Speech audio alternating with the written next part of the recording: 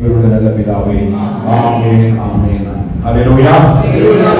எல்லாரும் வேதத்தை திருப்பி தேவனுடைய வார்த்தைக்கு நேராக செல்லலாம். இன்னைக்கு நாம் கேட்க போற செய்தியினுடைய தலைப்பு என்ன அப்படி கேட்டீங்கன்னா, விழித்துக் கொண்டு ஜாக்கிரதையாயிருங்கள். விழித்துக் கொண்டு ஜாக்கிரதையாயிருங்கள்.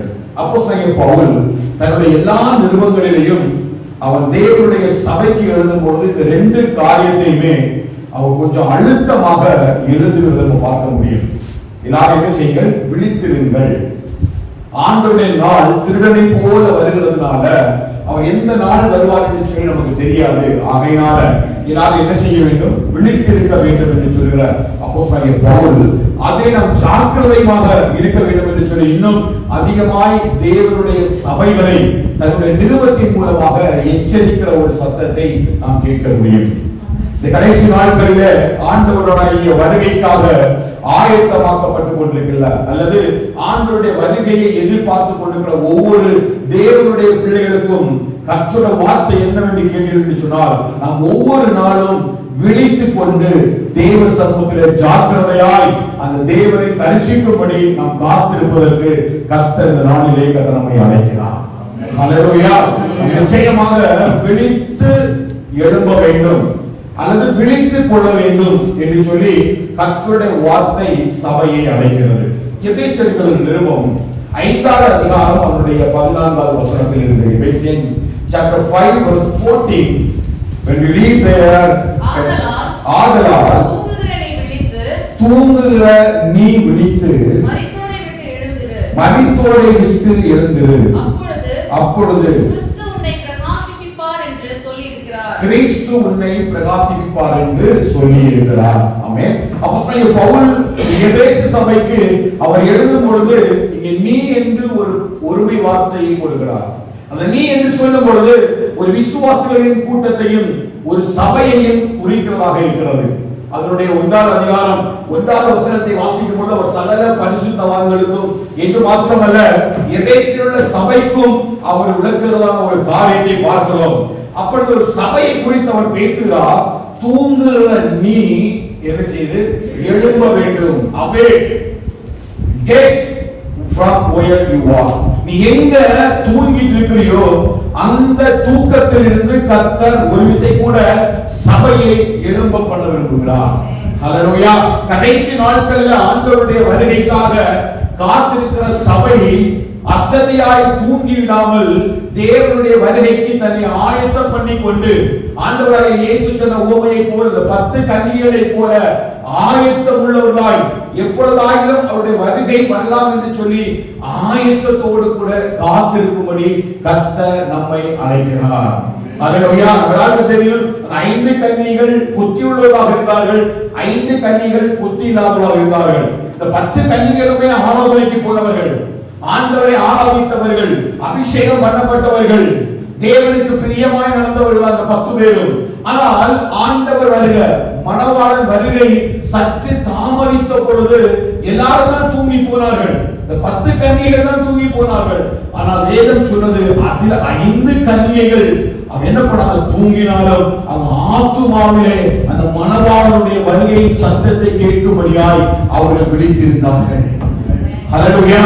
ஆண்டவர் வருகிறார் என்று சொல்லி அவர் சொல்லுகிற சத்தம் எங்கே என்று சொல்லி கேட்கும் பொழுது பேதுரு சொல்கிறார், தாமதிக்கிறவர் தம்முடைய வருகை குறித்து தாமதியாமல் எல்லாரும் ரட்சிக்கப்பட வேண்டும் என்கிற சித்தமுடையவராக இன்னும் அவர் தாமதித்துக் கொண்டிருக்கிறார்.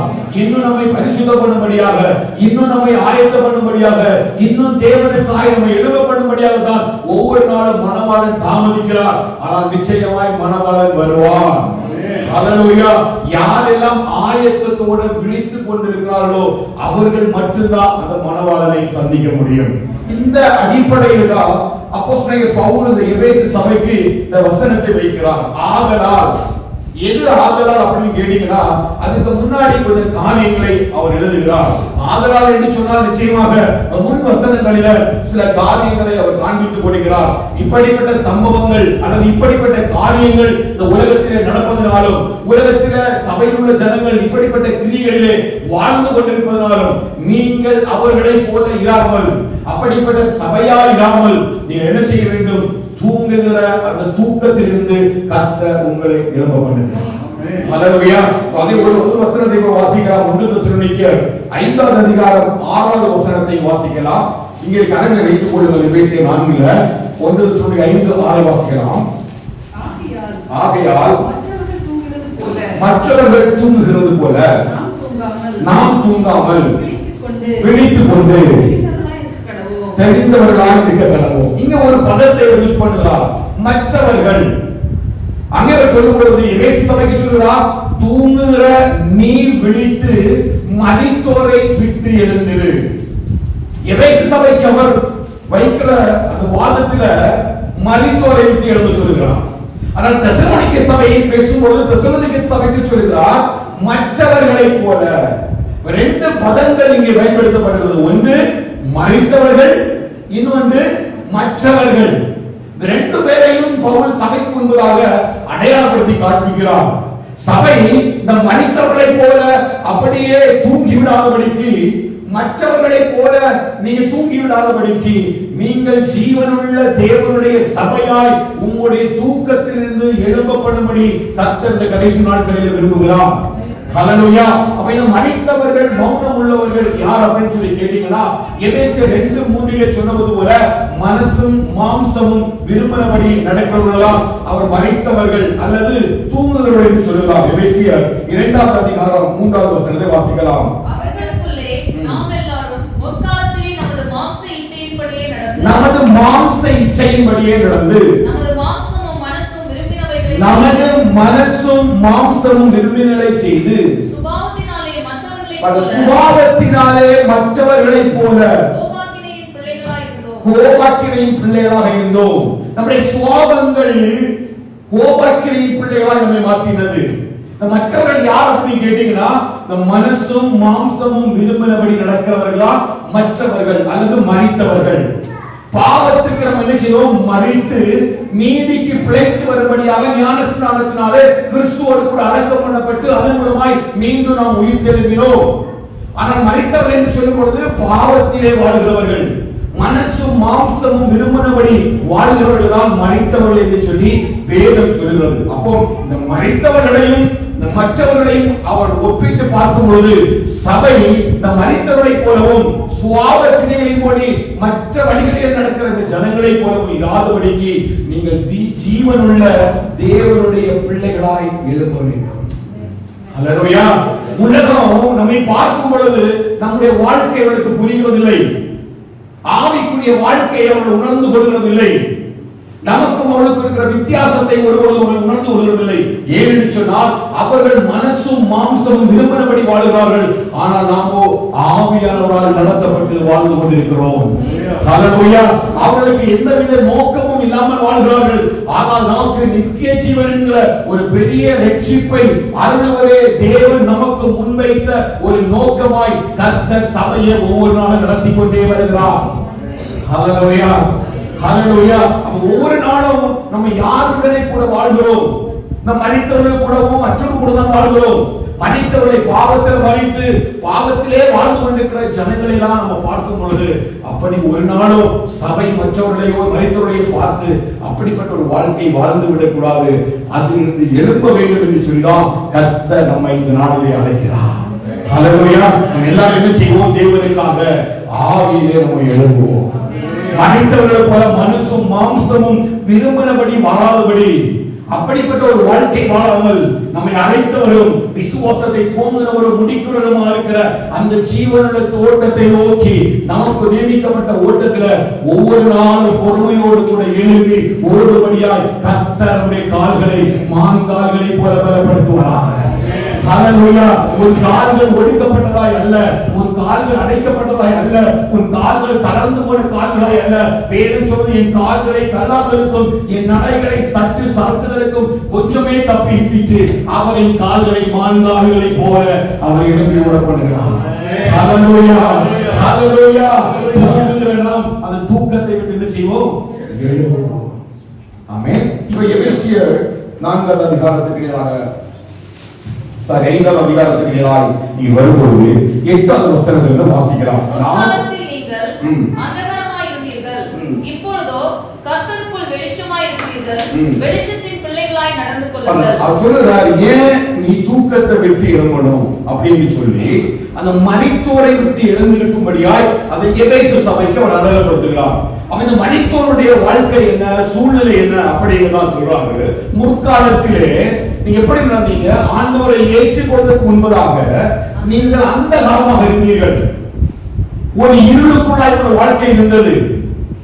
அந்த இருளின் பாவ இருள் என்னை சூழ்ந்து கொள்கையில் அந்த தேவன் அவர் தம்முடைய தீபத்தை எனக்கு அனுப்பி எந்த மனுஷனையும் பிரகாசிப்பிக்கப்படுகிற அந்த ஒளி மெய்யான ஜீவ ஒளி என்று சொல்லி அந்த காலத்தின் இருளிலே பாவத்திலே மறித்து நரகத்திற்கு பாத்திரமான எண்ணப்பட்ட என்னை கர்த்தர் தம்முடைய ஜீவ ஒளியாகிய வார்த்தை மூலமாய் என்னை வெளிச்சத்தின் பிள்ளையாய் மாற்றி இருக்கிறார். ஹல்லேலூயா. முன்னொரு காலத்திலே இந்த வாழ்க்கை இருளிலே இருந்தது. அந்த காலத்திலே இருந்தது மரணத்தில் நடக்கிறது போல மரணத்துக்கு நேராய் பாவத்துக்கு நேராய் வாழ்ந்து கொண்டிருந்தேன். ஆனால் கர்த்தர் என்னை இப்பொழுது அவருடைய வசனத்தின் வெளிச்சத்தினாலே என்னை வெளிச்சத்தின் பிள்ளையாய் மாற்றியிருக்கிறார். அவர் வெளிச்சத்தின் பிள்ளையாய் மாற்றப்பட்ட நீங்கள் ஒவ்வொருவரும் அல்லது வெளிச்சத்தின் பிள்ளையாய் மாற்றப்பட்டிருக்கிற சபை ஒவ்வொரு நாளும் எதிலே நடக்கணும் அப்படின்னா வெளிச்சத்திலே நடப்பதற்கு பிரயாசப்பட வேண்டும். அதுதான் அவர் சொல்றாரு, நீ முற்காலத்துல பாவம் செய்து அந்த காலத்தின் இருளிலே இருந்தீர்கள், இப்பொழுதோ கர்த்தருக்குள் வெளிச்சமாய் இருக்கிறீர்கள், வெளிச்சத்தின் பிள்ளைகளாய் நடந்து கொள்ளுங்கள். ஆமென். ஆவின் கனி சகல நற்குணத்திலும் நீதியிலும் உண்மையிலும் விளங்கும். கர்த்தருக்கு பிரியமானது இன்னதென்று சோதித்து பாருங்கள். கனியற்ற அந்தகார கிரியைகளுக்கு உடன்படாமல் அவைகளை கடிந்து கொள்ளுங்கள். அவர்களால் ஒளிப்பிடத்தில் செய்யப்பட்டதும் கிரியைகளை சொல்லுவதும் அவலட்சணமாய் இருக்கிறது.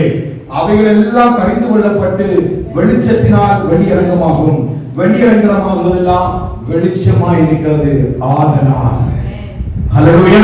அப்ப கனியற்ற வாழ்க்கை, இருளிலே வாழ்கிற வாழ்க்கை, பாவத்திலே வாழ்கிற வாழ்க்கை, உலகத்திலே வாழ்கிற வாழ்க்கை எல்லாம் என்னை மரித்தோருக்கு சமமாக மாற்றி விடுகிறது. ஹல்லேலூயா. நான் உயிர் உள்ளவன் என்று சொல்லி சொன்னாலும் இந்த வாழ்க்கை என்னை எப்படி மாற்றுகிறது? மரித்தவனாய் என்னை அடையாளம் காண்பிக்கிறது. மனிதன் என்னை பார்க்கும் பொழுது என்னை மரித்தவனாய் பார்ப்பதில்லை. ஆனால் பரலோகம் என்னை பார்க்கும் பொழுது என்னை மரித்தவனாய் தான் பார்க்கிறது. ஏனென்று சொன்னால் நாம் அந்த காலத்திலே நடக்கும்படி அல்ல, வெளிச்சத்திலே நடக்கும்படி தான் நாம் அழைக்கப்பட்டோம். இந்த ஜீவனுள்ள ஒளியாகிய இந்த தேவனுடைய வார்த்தையை அவர் அனுப்பி கிருபையினாலும் சத்தியத்தினாலும் நிறைந்தவராய் அவர் நமக்குள்ளே வாசம் பண்ணுகிறார். எந்த மனுஷனையும் பிரகாசிப்பிக்கிற மெய்யான ஒளியே அந்த ஜீவ ஒளி. ஹல்லேலூயா. அந்த காலத்தில் இருந்த ஒரு சபையை எடுத்து வந்தார். அந்த காலத்தில் நம்முடைய பிள்ளைகள் அழைத்து வந்தார். மரணத்துக்கு பாத்திரமானவராக எண்ணப்பட்டிருந்த நம்மையும் குடும்பத்தையும் அவர் அந்த கால இருளிலிருந்து ஆச்சரியமான ஒளியிடத்திற்கு நம்மை வரவழைத்த அந்த தேவனை விட்டு விலகி விடாமல் நீ ஆவியிலே எழும்பு. ஹல்லேலூயா. எப்படி புரியுது என்று சொல்லி தெரியல. அந்த காலத்தின் இருளுக்கு நம்ம மறுபடியும் என்ன செய்யக்கூடாது? அடிமைப்படக்கூடாது. அந்த காலத்தினுடைய ஆளுகைக்கு நம்ம என்ன செய்யக்கூடாது? அடிமைப்படக்கூடாது. அது எதை குறிக்கிறது என்று சொன்னால் அந்த கனியற்ற அந்த கால கிரியை குறிக்கிறது. ரெண்டு வசனம் எழுதுறாரு, ஆவின் கனி சகல நற்குணத்திலும் அப்படின்னு எழுதுறாரு. அது அடுத்த வசனம் எழுதுறாரு, கனியற்ற அந்த கால கிரியைகள். அவன் மன்னித்தவர்கள் எப்படி இருக்கிறாங்க? எப்படி கனியற்ற நம்ம கண்டுபிடிக்க முடியும்? ஆண்டவரே சொன்னார், ஒரு மனுஷன் கீழ்ப்படிந்து கர்த்தருக்கு பிரியமாய் நடக்கிறான் என்று சொன்னால் அவனுடைய கனிகளை வைத்துதான் அவனை அறிய முடியும். ஒரு ஆவிக்குரிய மனுஷனை பார்க்கும் பொழுது அவனை எளிதாக ஆவிக்குரியன் என்று சொல்ல மனுஷ முடியாது, அடையாளம் கண்டு கொள்ள முடியாது. ஆனா ஒரு தெளிவை வேதம் நமக்கு காண்பிக்கிறது. என்ன தெளிவு? அவன் கனி உள்ளவனாக இருக்கிறான் என்பதை அது நமக்கு காண்பித்து கொடுக்கிறது. ஹல்லேலூயா. அதெல்லாம் பவுல் சொல்றாரு, இன்னைக்கு ஆலயத்தில் இருக்கிறவங்க இந்த எபேசு சபைக்கு தான் எழுதுறாரு, உலகத்துக்கு எழுதல, உலகத்தில் உள்ள ஜனங்களுக்கு அல்ல. முதல் வசனம் சொல்றாரு, சகல பரிசுத்தவான்களுக்கும் அழைக்கப்பட்ட தேவ பிள்ளைகளுக்கு தான் இந்த எபேசியர் நிருபத்தை எழுதி அனுப்புகிறார். ஹல்லேலூயா. அப்படி எழுதப்பட்ட நிருபம் என்று சொன்னால் அந்த சபையில இருக்கிற சில கனியற்ற அந்த கால கிரியைகளை உடைய மரித்தவர்களும் அந்த சபையில எழுதியிருக்கிறார்கள். ஹல்லேலூயா. வசனத்தை கேட்கிறவர்கள், ரட்சிக்கப்பட்டவர்கள், அபிஷேகம் பண்ணப்பட்டவர்கள், ஆராதிக்கிறவர்கள், தேவனுக்காக வாழும்படி தங்களை ஒப்பு கொடுத்து விசுவாசித்து கிருபையினாலே மீட்டுக் கொள்ளப்பட்ட அந்த விசுவாசிகளுக்கு தான் அப்போஸ்தலன் பவுல் எழுதுகிறாரு, நீங்க அந்த கனியற்ற அந்தகார கிரியையாகிய அந்த மரணத்தை விட்டு வெளியே வாருங்க. ஹல்லேலூயா. ஆண்டவர் உங்களையும் என்னையும் அழைத்தது எதற்காக? கனிகளை கொடுக்கும்படியாக. அவர் வரப்போகிறார். எதற்காக வரப்போகிறார்? கனிகளை தேடி வரப்போகிறார்.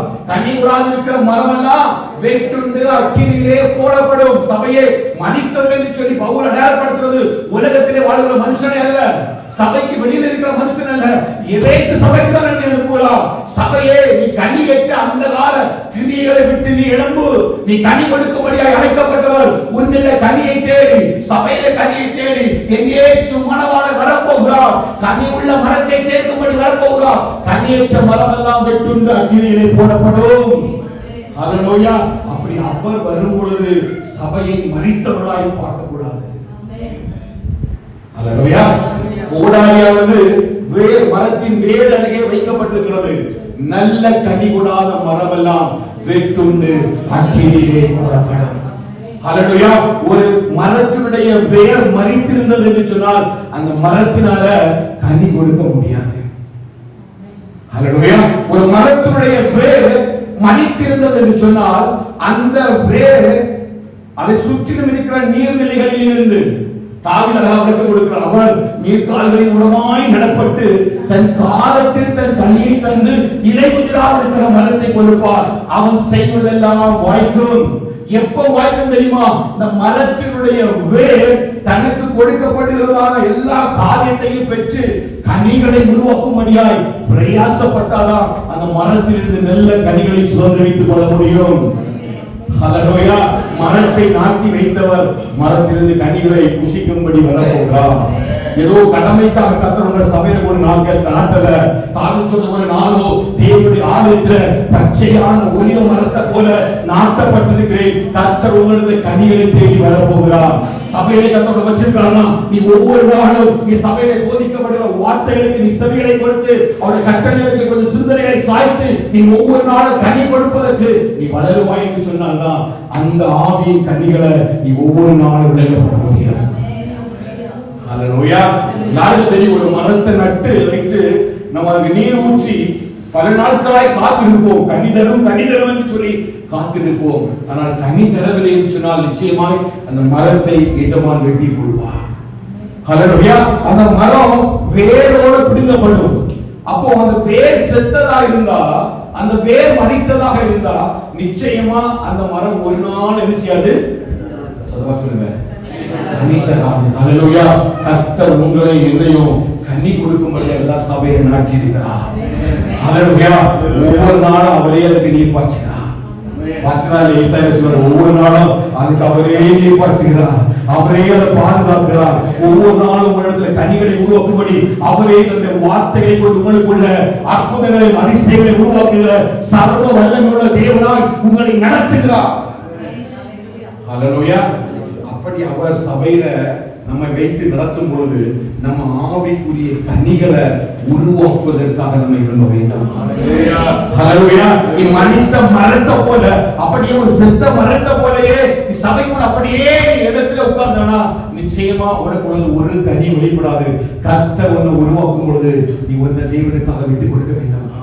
கர்த்தர் வார்த்தைகளை பேசும்போது அந்த வார்த்தைகளை நீ ஏற்றுக்கொண்டு அந்த வார்த்தைகளின்படி நடப்பதற்கு உன்னை உருவாக்குவதற்கு தேவ சமூகத்தில் நீ பிரயாசப்படும் போது அந்த பிரயாசத்தின் பலனை கர்த்தர் உன்னை கனி கொடுக்கிற மரமாய் மாற்றுகிறார். ஹல்லேலூயா. பவுல் அப்படிப்பட்ட மரித்தோரிலிருந்து நீ எழும்பு. மரித்தவன் மரித்தவனாக இருக்கட்டும், அநியாயம் செய்கிறவன் இன்னும் அநியாயம் செய்யட்டும், அசுத்தமா இருக்கிறவன் இன்னும் அசுத்தமா இருக்கட்டும், பரிசுத்தம் உள்ளவன் இன்னும் பரிசுத்தமாகட்டும். நீ அப்படிப்பட்ட கனியற்ற அந்தகார கிரியையிலிருந்து நீ உன்னை எழுப்ப பண்ண. ஹல்லேலூயா. கடைசி காலம் கர்த்தர் வரப்போகிறார். இன்னும் நீ சபையில் தூங்கிட்டு இருக்காத, இன்னும் சபையில் ஆவிக்குரிய சிந்தனைகளை விட்டு வெளியே போயிடாத. தேவனுடைய வார்த்தைகளை கேட்டு ஆவியின் கனிகள் உன்னிலே உருவாகும்படியா ஒவ்வொரு நாளும் கர்த்தர் உனக்கு வைக்கிற கட்டளைகளையும் கற்பனைகளையும் வார்த்தைகளையும் புசித்து நீ அவருடைய பாதையை நடப்பாய் என்று சொன்னால் நிச்சயமாய் கர்த்தர் விரும்புகிற கனிகளை கர்த்தர் உங்களை கண்டு வருவார். ஒரு நாள் வரப்போகிறது, அவர் கனியை தேடி கர்த்தர் வரப்போகிறார். அந்த மனிதர்கள் அவங்க சொல்றார் பாருங்க 11வது வசனத்துல, கனியற்ற அந்தகார கிரியைகளுக்கு உடன்படாமல் அவைகளை கடிந்து கொள்ளுங்கள். அடுத்த பாருங்க, அவர்களால் ஒளிப்பிடத்தில் செய்யப்படும் கிரியைகளை சொல்லுகிறதும் அவலட்சணமாக இருக்கிறது. இது யாரை பற்றி பேசுறாருன்னா விசுவாசத்தை பற்றி தான் பேசுறாரு, சபையை பற்றி தான் பேசுறாரு. ஹல்லேலூயா. நம்ம மரித்தவர்களை பற்றி பேசுறாங்க. நம்ம மரித்தவர்கள் உயிருள்ளவர்களாக வாழ்கிறாங்க. இவருடைய பெயர் ஆவிக்குரியவர்கள், இவருடைய பெயர் பரிசுத்தவான்கள், இவருடைய பெயர் விசுவாசிகள். ஆனா இவருடைய கிரியைகளை நம்ம கூர்ந்து கவனிக்கும் பொழுது அநேக விதமான கிரியைகள் ஒளிப்பிடத்தில் செய்யப்படுகிறது. ஹல்லேலூயா. இருளில கிரியைகளை செய்வாங்க. அப்படின்னா தேவ சமூகத்தை விட்டு விலகி அவங்க கர்த்தருக்கு பிரியமில்லாத காரியங்களை இந்த உலகத்துக்குள்ள போய் செய்வாங்க. ஆனா இவருடைய பெயர் ஆவிக்குரியவர்கள். ஹல்லேலூயா. இவருடைய பெயர் ரட்சிக்கப்பட்டவர்கள், சபையிலே நாட்டப்பட்டவர்கள். ஆனா இவருடைய கிரியைகள் எப்படி இருக்குன்னா அவலட்சணமாக இருக்கிறது. இவருடைய கிரியைகளை தேவன் பார்க்கும் பொழுது இவர் தேவனுக்கு பிரியமான கிரியைகளை செய்யாம உலகத்துக்கு ஏற்ற கிரியைகளை செய்யும்படி பிரயாசப்படுகிறார்கள். எங்க இருந்து நடக்கிறதுனா சபைக்கு உள்ளதான் நடக்குது. எல்லாருமே கூடதான். ஆண்டவர் சொன்ன ஊமையை போல வயல்ல விதைச்சாச்சு, இப்போ களைகள் இருக்குது, அது கூட நல்ல விதைகளும் இருக்குது. உடனே களைகள் வீச முடியாது, பிடுங்க முடியாது. ஒரு நாள் வரும், முதலாவது களையை புடுங்கி அக்கினியிலே போட்டு சுட்டரிப்பார். ஹல்லேலூயா. அப்ப அவலட்சணமா அந்தரங்கத்தில் நடக்கிற எல்லா கிரியைகளையும் தேவன் ஒரு நாள் வெளிச்சத்திலே கொண்டு நிறுத்துவார். ஹல்லேலூயா. இன்னைக்கு நம்ம சபையை ஏமாற்றலாம், போதகரை ஏமாற்றலாம், நம்ம கூட இருக்கிற சக விசுவாசிகளை நண்பர்களை ஏமாற்றி நம்ம கர்த்தருக்கு பிரியமில்லாத கிரியைகளை நம்ம ஒளிப்பிடங்களில் செய்யலாம். கர்த்தர் பரலோகத்திலிருந்து சபையை கண்ணோக்குகிறார். அவருடைய கண்கள் மனுபுத்திரன் மேல் வைக்கப்பட்டிருக்கிறது. அப்படி அவர் வானத்திலிருந்து சபையை கண்ணோக்கும் பொழுது சபையிலே நாட்டப்பட்டிருக்கிற தேவனுடைய பிள்ளைகளாகிய உங்களை அவர் கண்ணோக்கும் பொழுது எப்படிப்பட்ட கிரியைகளை நாம் நடப்பிக்கிறோம். ஹல்லேலூயா. ஞானத்தின் நாளிலே போதகர் உங்களுக்கு ஒரு பரிசு தர போவதில்லை. ஞானத்தின் நாளிலே உங்களுடைய கூட இருக்கிற சக விசுவாசிகள் வந்து உங்களை மெச்சிக்கொள்ள போவதில்லை. பரலோகத்தில் இருக்கிற தேவனுடைய கண்கள் உங்கள் ஒவ்வொரு மீது நோக்கமாக இருக்கும். ஹல்லேலூயா. அதனால வேதம் சொல்றது, உன் அறைகளை பூட்டி உன் கண்களை மூடி ஜெபிக்கும் பொழுது அந்தரங்கத்தில் இருக்கிற பிதா உனக்கு பதிலளிப்பார். ஹல்லேலூயா. கிரியைகளை நம்ம வெளிப்படுத்தும் பொழுது, சபைக்குள்ள இருந்து கிரியைகள் வெளிப்படுத்தப்படும் பொழுது எதை கர்த்தர் பார்க்கிறார் என்று சொன்னார், எப்படிப்பட்ட கிரியைகளை நம்ம வெளிப்படுத்துகிறோம். கிரியைகள் அபலட்சணம் உள்ளதாக இருக்கிறதா, இல்ல கனியுள்ள கிரியைகளை நம்ம ஏற்படுத்துறோமா? அடுத்த பாருங்க 13வது வசனம் சொல்றாரு, அவைகள் எல்லாம் கடிந்து கொள்ளப்பட்டு வெளிச்சத்தினால வெளியிறங்கமாகும். இப்போ அந்த காலத்தில் நடப்பிக்கிற கிரியைகளை எல்லாம் ஒரு நாள் தேவன் என்ன செய்வார், வெளிச்சத்திலே கொண்டு நிறுத்துவார். அப்படின்னா ஒரு நாள் அவர் நியாயத்திலே கொண்டு நிறுத்துவார். ஹல்லேலூயா. இப்போ நம்ம நிறைய வசனம் கேட்கிறோம், வார்த்தைகளை கேட்கிறோம், ஆலயத்துக்கு வர்றோம், தேவனுடைய வழியிலே சத்தியத்தில் நடக்கும்படி ஆண்டவர் தம்முடைய பிள்ளைகளை கொண்டு வார்த்தைகள் மூலமாய் வசனங்கள் மூலமாய் நம்மோடு கூட பேசுகிறார். நம்முடைய பாதைகளை செவைப்படுத்தும்படி நம்மோடு கூட ஒவ்வொரு நாளும் பேசுகிறார். ஆனால் அவைகள் எல்லாவற்றையும் கேட்டு நாம் வெளிப்படுத்துகிற கிரியைகளை கர்த்தர் கூர்ந்து கவனிக்கிறார். ஹல்லேலூயா. ஒவ்வொரு நாளும் கர்த்தர் நம்ம என்ன செய்கிறார், கூர்ந்து கவனிக்கிறார். நீங்க இந்த ஆலயத்தில் இருப்பதனால் அல்ல அவர் சந்தோஷப்படுகிறதில்லை, இங்கே கேட்கப்படுகிற வார்த்தைகளை கேட்டு இந்த வார்த்தைகளுக்கு ஏற்ற கிரியைகளை நீங்க வெளிப்படுத்துறீங்களா என்பதை பார்த்துதான் கர்த்தர் நம்மிலே சந்தோஷப்படுகிறார். ஹல்லேலூயா. நம்முடைய கிரியைகளுக்கு ஏற்ற பலன் சொல்லு, அவர் நம்முடைய கிரியைகளுக்கு தக்க பலனை அளிக்கும்படி அவர் வரப்போகிறார். ஹல்லேலூயா. இன்னைக்கு நிறைய வேத வசனங்களை வாசிக்கிறாங்க, வேதத்தை கேட்கிறாங்க, ஆராதிக்கிறாங்க. ஆனா கிரியைகளை பார்த்தா அவலட்சணமான கிரியைகளை அந்த காலத்திலே நடப்பிக்கிறார்கள். கனியற்ற கிரியைகளை அந்த காலத்தில் நடப்பிக்கிறார்கள். ஆனால் தேவன் உங்களையும் என்னையும் அழைத்தது வெளிச்சத்திலே கிரியைகளை செய்யும்படியாக, ஆவியின் கனிகளை கொடுக்கும்படியாக தான் கர்த்தர் நம்மை அழைத்திருக்கிறார். ஆகவே இந்த சத்தியத்தின் அடிப்படையில இந்த எபேசு சபையை போல நாமும் ஒவ்வொரு நாளும் விழித்துக் கொண்டு கர்த்தர் நம்மை நடத்துகிற பாதையில அந்த மரித்தவர்களை போல, அந்த அந்தகாரத்திலே அவலட்சணமான கிரியைகளை நடப்பிகளை போல நடவாமல் வெளிச்சத்தின் பிள்ளைகளாய் தேவனுக்காய் எழுப்புவோம். கர்த்தர் வரப்போகிறார். ஹல்லேலூயா, ஹல்லேலூயா. அதற்காகத்தான் அப்போஸ்தலன் பவுல் எபேசு சபையை பார்த்து சொல்கிறார், சபைக்குள்ள இவ்வளவு காரியம் நடைபெறுகிறது, சபைக்குள்ள இவ்வளவு அசுத்தமான அவலட்சணமான காரியங்கள் சபைகளுக்குள்ளே நடப்பிக்கப்படுகிறது. ஆதலால் நீங்க அப்படி இருக்காதுங்க, இந்த மரித்தவர்களுக்கு தெரிஞ்சிங்க வெளியில வாங்க. வேதம் சொல்லுது, மரித்தவர்களும் துதிக்க மாட்டாங்க. ஹல்லேலூயா. அவங்க கேட்கிறாங்க, பார்க்கிறாங்க, ஆனா ஆண்டவருக்காக அவர் கனிகளை கொடுக்கும்படி ஒரு நாள் அவர் நினைச்சப்படுவதில்லை, பிரயாசப்படுவதில்லை. இப்போ 1 தெசலோனிக்கர் 5ஆம் அதிகாரத்தில் நம்ம வரலாம். 1 தெசலோனிக்கர் 5ஆம் அதிகாரத்தில் வரலாம். 6ஆம் வசனத்தை வாசிங்க. ஆகையால் மற்றவர்கள் தூங்குவது போல நாம் தூங்காமல் விழித்துக் கொண்டு தெளிந்தவர்களாய் இருக்க கடவோம். அடுத்து சொல்றாரு, அந்த மரித்தவர்கள்னா அந்த காலத்திலே கிரியை செய்கிறவர்கள், கனியற்ற வாழ்க்கை உடையவர்கள், வசனத்தை கேட்டோம் அதன்படி செய்யாதவர்கள்,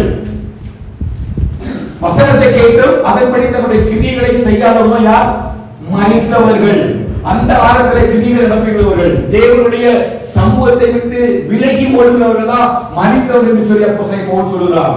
நீங்களும் ஒரு நாள் முற்காலத்துல பாவத்தினால மரித்து அந்த காலத்தின் கிரிக்குள்ள இருந்தீங்க. ஆனால் தேவன் தம்முடைய வார்த்தையை வைத்து நமக்குள்ள ஒரு வெளிச்சத்தை உருவாக்கி இருக்கிறார். அப்படிப்பட்ட மரித்தோர்களை விட்டு நம்ம வெளியில வரணும். ஹல்லேலூயா. நான் மரித்திருக்கிறேனா இல்ல ஜீவனோட இருக்கிறேனா என்பதை நான் எப்படி கண்டுகொள்ள முடியும் அப்படின்னு கேட்டீங்கன்னா, உங்களுடைய கனி உள்ள வாழ்க்கை உங்களுக்கு போதிக்கும். நீங்க மரித்தவர்களா அல்லது நீங்க ஆண்டவருக்காக எழும்பி பிரகாசிக்கிறவர்களா? ஹல்லேலூயா. இன்னும் அந்த காலத்துல தான் உங்க வாழ்க்கை நடைபெறுகிறதா? கர்த்தருக்கு பிரியமில்லாத அவலட்சணமான கிரியைகளை இன்னும் நீங்க உலகத்துல போய் செய்றீங்களா? இன்னும் உலகத்துக்கு ஏற்றதான அந்த மனசும் மாம்சம் விரும்பினபடிதான் உங்களோட வாழ்க்கை வாழப்பட்டு கொண்டிருக்கிறதா? நீங்க சோதித்து பார்த்தீங்கன்னா தெரியும், நீங்க மரித்தவர்களாக இருக்கிறீங்களா இல்ல தேவனுக்காக எழும்புகிற தேவனுடைய பிள்ளைகளாக இருக்கிறீங்களா? அப்படிப்பட்டதான அந்த கால கிரிகளிலிருந்து வெளிச்சத்துக்கு நாய் வரும்படி நாம் எழும்புவோம். நிச்சயமாய் கர்த்தருடைய மகிமையை நாம் சுதந்திரித்துக் கொள்ள முடியும். இரண்டாவது பாருங்க, தெசலோனிக்கே சபைக்கு சொல்கிறார், அந்த மற்றவர்கள் தூங்குவது போல. யாருன்னா அது 5ஆவது வசனத்தை வாசிங்க. நீங்கள் எல்லாரும் வெளிச்சத்தின் பிள்ளைகளும் பகலின் பிள்ளைகளுமாய் இருக்கிறீர்கள். நீங்கள் எல்லாரும் வெளிச்சத்தின் பிள்ளைகளும் பகலின் பிள்ளைகள். நம்ம எதற்காக அழைக்கப்பட்டோம்? வெளிச்சத்தின் பிள்ளைகளாக இருப்பதற்காக அழைக்கப்பட்டோம். யோவான்ல நாம் வாசிக்கிறது போல, எந்த மனுஷனையும் பிரகாசிப்பிக்கிற மெய்யான ஒளி அந்த ஜீவ ஒளி. அதான் பவுல் சொல்றாரு, அதனால தூங்குறனை மரித்தோரை விட்டு எழும்பு, அப்போ தேவன் உன்னை பிரகாசிப்பிக்க பண்ணுவான். அப்ப நீ பிரகாசிப்பிக்கப்படணும் அப்படின்னா உன்னை தேவன் ஆல்ரெடி தேவனுடைய வார்த்தையை வச்சு ஒரு வெளிச்சத்திலே நடத்தி விட்டார்.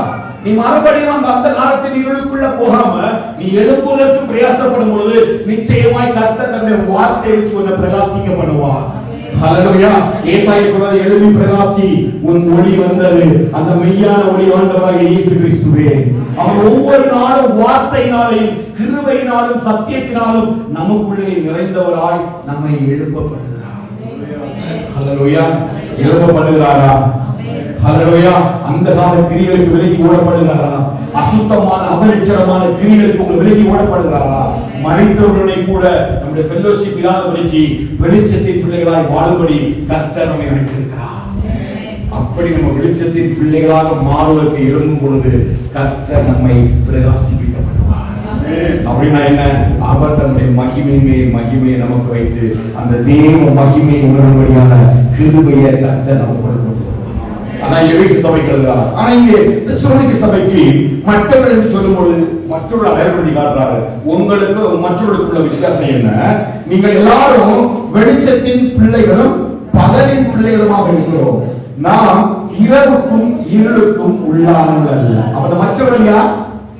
இருளுக்கும் இரவுக்கும் உள்ளானவர்கள். இந்த இரவும் இருளும் என்ன? பாவத்தை குறிக்கிறது, அந்தகாரத்தை குறிக்கிறது, கர்த்தருக்கு பிரியமில்லாத அபலட்சணமான காரியங்களை குறிக்கிறது. இருளிலே செய்யப்படுகிற காரியங்கள், இருளிலே மேற்கொள்ளப்படுகிற பாவங்களை குறிக்கிறது. அதற்காக ஒன்று கர்த்தர் நம்மை என்ன செய்யவில்லை, அழைக்கவில்லை. நீங்கள் யார்? வெளிச்சத்தின் பிள்ளைகள். யார் அந்த வெளிச்சம்? இயேசு கிறிஸ்து என்கிற மகிமையான சுவிசேஷத்தின் ஒளி நமக்குள்ள இருக்கிறது வரையிலும் நீங்கள் நாங்கள் வெளிச்சத்தின் பிள்ளைகளாக நடந்து கொண்டிருக்கிறோம். நீங்கள் உலகத்திற்கு வெளிச்சமாய் இருக்கிறீர்கள். உங்களுக்குள்ள ஒரு வெளிச்சத்தை கர்த்தர் வைத்திருக்கிறார். உங்களுக்குள்ள பாவ இருளை மாற்றி உலகம் உங்களை பார்க்கும் பொழுது நீங்க வெளிச்சத்தின் பிள்ளைகளாய் நடக்கும்படி கர்த்தர் உள்ள வெளிச்சத்துக்குள்ளே ஒரு பிரகாசத்தை ஒவ்வொரு தேவனுடைய பிள்ளைகளுக்கும் வைத்திருக்கிறார். ஹல்லேலூயா, ஹல்லேலூயா. இந்த மகிமையின் ஒளிய நமக்குள்ள வச்சிருக்கிறார். யாருக்குள்ள? நமக்குள்ள, இல்லையா? வேதம் சொல்கிறது மோசே மலைக்கு மேல ஏறி அந்த ஆண்டவரை தரிசிக்கிற நேரத்துல மட்டும் அந்த மகிமையின் ஒளியை பார்க்கும் பொழுது மற்ற இஸ்ரவேலர்களோட முகத்தை பார்க்க கூடாது இருந்தது. அதனால முகத்துல என்ன செய்து கொண்டு போட்டா? முக்காடு போட்டா. அது எடுக்கப்பட்டாச்சு. ஆனா ஒரு மகிமையின் ஒளி ஒவ்வொரு நாளும் நமக்குள்ள பிரகாசித்துட்டே இருக்கிறது. ஹல்லேலூயா. இந்த ஒளி நம்மை தெரிசியாது, நீங்கவே நீங்காது. இது நித்திய ஜீவன் ஒளி ஆகிய அந்த மகிமையின் ஒளியை, இயேசு என்கிற ஒளியை கர்த்தர் நமக்கு முகத்துக்குள்ள வச்சிருக்கிறார். ஹல்லேலூயா. இதை மற்ற இஸ்ரவேலர்கள் அந்த காலத்துல இருளிலே நடக்கிற அந்த ஜனங்கள் பார்க்கும் பொழுது இந்த முகத்தின் ஒளியை கர்த்தர் நம்மை பிரகாசிக்க பண்ணுவாராக. ஹல்லேலூயா. அதனால ஆண்டவர் வந்து மோசேயிட்ட சொன்னாரு, நீ இஸ்ரவேல் ஜனங்களை ஆசீர்வதிக்கும் பொழுது ஒண்ணு ஆசீர்வதி, கர்த்தர் தம்முடைய முகத்தை உடனே பிரகாசிக்க பண்ணு. எவ்வளவு அருமையான ஆசீர்வாதம் இல்லையா? அந்த முகத்தின் ஒளியதாக நம்ம இன்னைக்கு பிரகாசித்துக் கொண்டே இருக்கிறோம். அந்த முகத்தின் ஒளியதான் நித்தியமா கர்த்தர் நம்முடைய வாழ்க்கையில வச்சிருக்கிறார். புரிகிறதா உங்களுக்கு? அந்த முகத்தின் ஒளி உங்களுக்குள்ள இருக்குதா?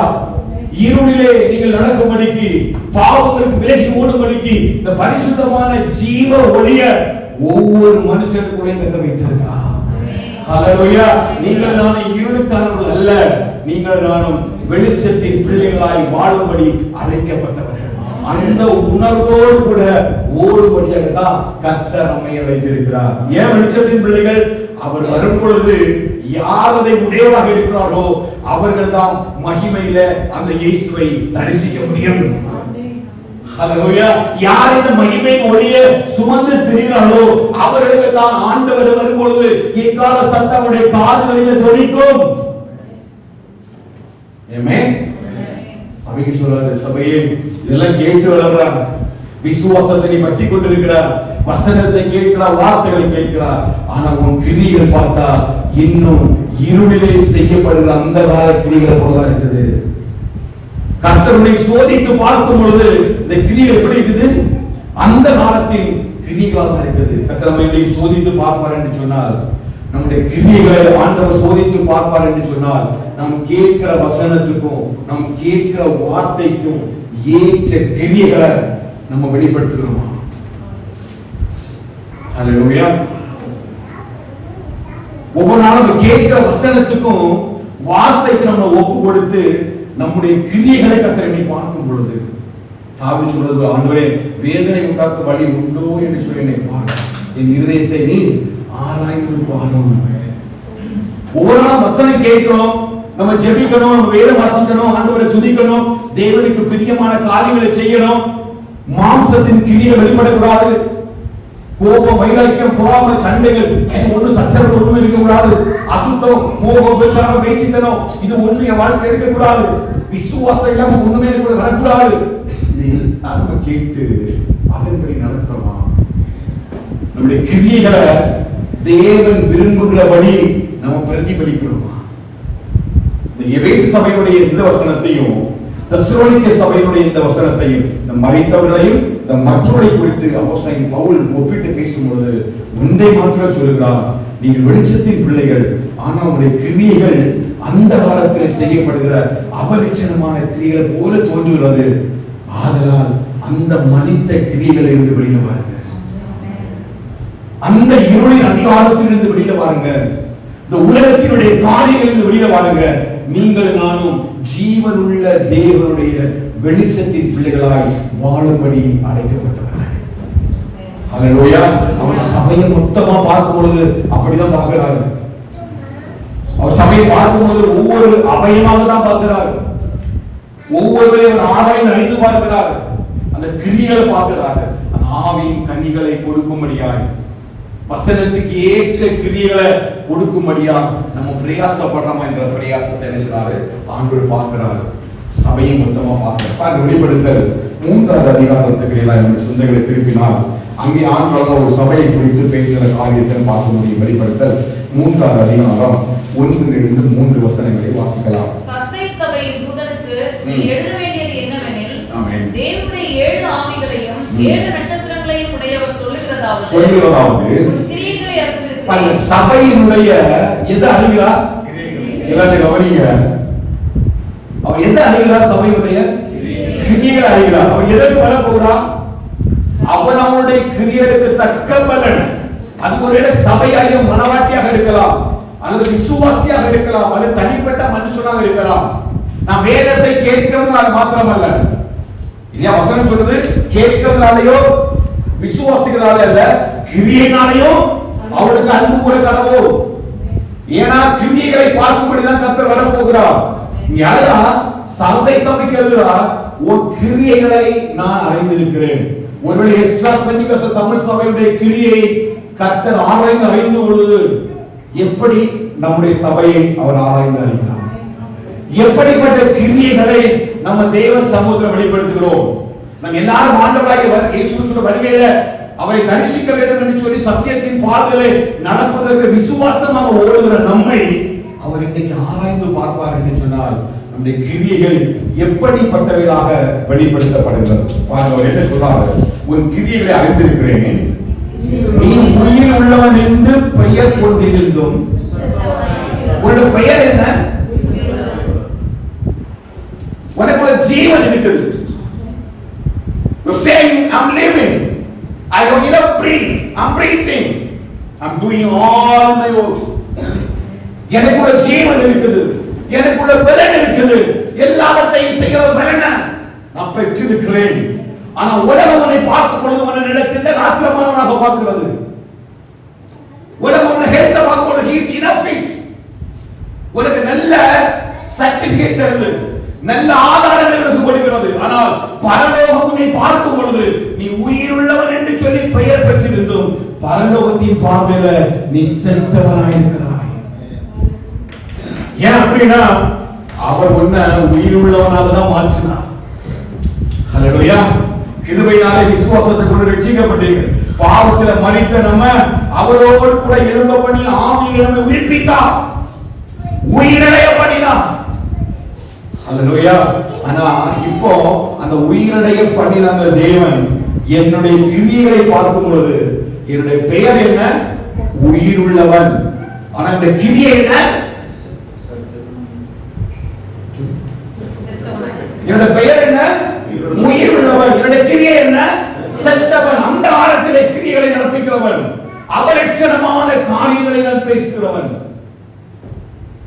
நான் வெளிச்சத்தின் பிள்ளையாய் அழைக்கப்பட்டாலும், நான் உயிருள்ளவனாய் வாழும்படி அழைக்கப்பட்டாலும் என்னுடைய கிரியைகள் தேவனுடைய பார்வையில ஒரு உயிரற்றதாய் காணப்படுகிறது.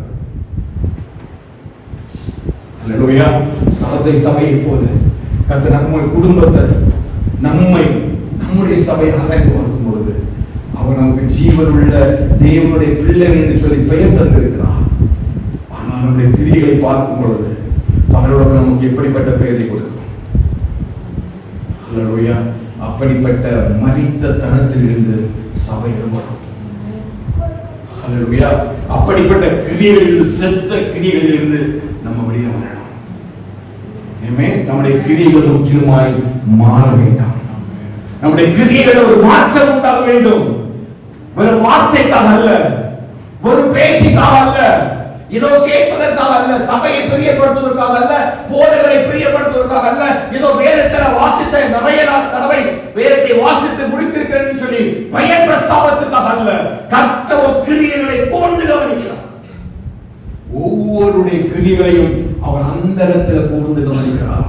மற்றவர்களுக்கு விரோதமாய் பேசுகிற பேச்சுகள், மற்றவர்களுக்கு விரோதமாய் எழுப்புகிற வைராக்கியங்கள், மற்றவர்களுக்கு விரோதமாய் செய்யப்படுகிற கிரியைகள் எல்லாத்தையும் கர்த்தர் கூர்ந்து கவனிக்கிறார். ஹல்லேலூயா. அப்படி கூர்ந்து கவனிக்கும் பொழுது கர்த்தர் நம்ம அழைக்கிற பேர் என்ன? சத்தமா சொல்லுங்க. யாரு?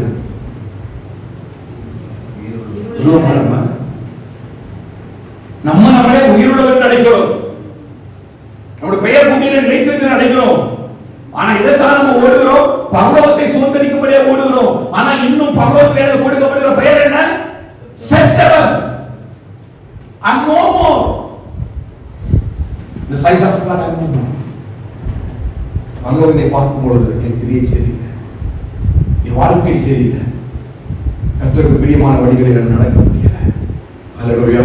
கடைசி நாட்கள் அப்படிப்பட்ட ஒரு வாழ்க்கை சபையில் இருக்குன்னா சபை கைவிடப்படும், சபை கைவிடப்பட்டு போகும். ஹல்லேலூயா. உயிருள்ளவரின் பெயர்கள் தான் பரலோகத்தில் எழுதப்படும். இல்லையா? பாவம் செய்கிற ஆத்துமா சாகும். நம்முடைய பெயர்கள் இருக்கும் ஆத்துமாவில் தான் நம்ம நித்திய ஜீவனை சுதந்திரிக்க போறோம். அப்போ பாவம் செய்கிற ஆத்மாவுடைய பெயர் என்ன? உயிரற்றவன், செத்தவன். அந்த பெயர் ஒரு நாள் பரலோகத்தில் செய்யப்படாது, எழுதப்படாது.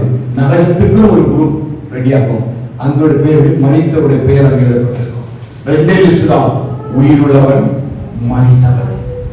எந்த பகுதியில நம்முடைய கிரியைகளை நாம் வெளிப்படுத்திக் கொண்டிருக்கிறோம்? அதான் கேட்கிறார். சபை சபையே, நான் உன்னை நல்லா அறிஞ்சிருக்கிறேன், உனக்கு எல்லா கிரியும் நான் பார்க்கிறேன், ஆனா உனக்கு உயிருள்ளவன் தான் பெயர். எது? சபை. வேதம் முழுவதுமாய் தேவனுடைய பிள்ளைகளுக்கும் சபைக்கும் விசுவாசிகளுக்கும் அழைக்கப்பட்ட பரிசுத்தவான்களுக்கும் கொடுக்கப்பட்டிருக்கிற தேவனுடைய வார்த்தைகள் தான். அந்த சபையை பார்த்து ஆண்டவர் சொல்றார், சபையே உன் கிரியைகளை நான் அறிகிறேன். ஹல்லேலூயா.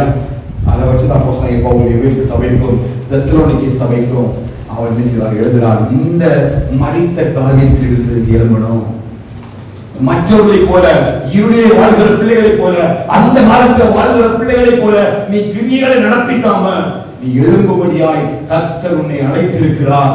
நீ எழும்பு, மரித்த தன்மையிலிருந்து எழும்பு, அந்த காலத்தின் இருளின் வாழ்க்கையிலிருந்து நினைச்சு எழும்பு. அப்படி எழும்பணும்னா என்ன பண்ணணும்? என்ன பண்ணணும்? கனி உள்ள வாழ்க்கை வாழும்படி கர்த்தருக்கு நீ ஒப்பு கொடுக்கணும்.